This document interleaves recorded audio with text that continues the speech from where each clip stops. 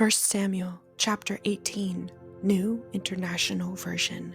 After David had finished talking with Saul, Jonathan became one in spirit with David, and he loved him as himself. From that day, Saul kept David with him and did not let him return home to his family. And Jonathan made a covenant with David because he loved him as himself. Jonathan took off the robe he was wearing and gave it to David, along with his tunic and even his sword, his bow, and his belt. Whatever mission Saul sent him on, David was so successful that Saul gave him a high rank in the army. This pleased all the troops and Saul's officers as well.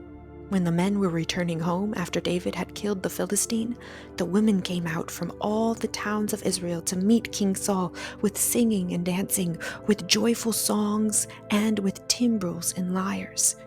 As they danced, they sang, "Saul has slain his thousands, and David his tens of thousands." Saul was very angry.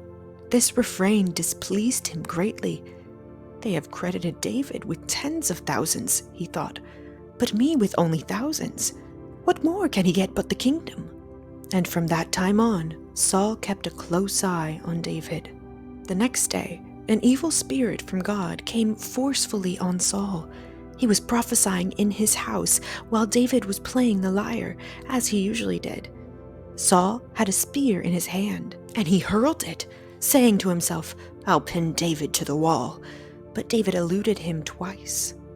Saul was afraid of David because the Lord was with David but had departed from Saul. So he sent David away from him and gave him command over 1,000 men, and David led the troops in their campaigns. In everything he did, he had great success because the Lord was with him. When Saul saw how successful he was afraid of him. But all Israel and Judah loved David because he led them in their campaigns. Saul said to David, "Here is my older daughter Merab. I will give her to you in marriage. Only serve me bravely and fight the battles of the Lord." For Saul said to himself, "I will not raise a hand against him. Let the Philistines do that." But David said to Saul, "Who am I, and what is my family or my clan in Israel, that I should become the king's son-in-law?" So when the time came for Merab, Saul's daughter, to be given to David, she was given in marriage to Adriel of Meholah. Now Saul's daughter, Michal, was in love with David, and when they told Saul about it, he was pleased. "I will give her to him," he thought, "so that she may be a snare to him, and so that the hand of the Philistines may be against him." So Saul said to David, "Now you have a second opportunity to become my son-in-law." And then Saul ordered his attendants, "Speak to David privately and say, 'Look, the king likes you, and his attendants all love you. Now become his son-in-law.'" They repeated these words to David, but David said, "Do you think it is a small matter to become the king's son-in-law? I am only a poor man and little known."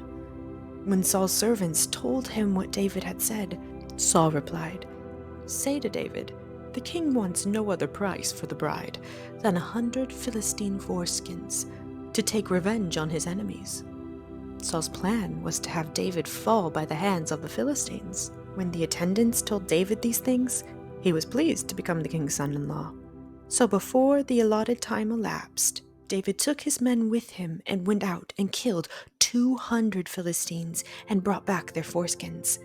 They counted out the full number to the king so that David might become the king's son-in-law.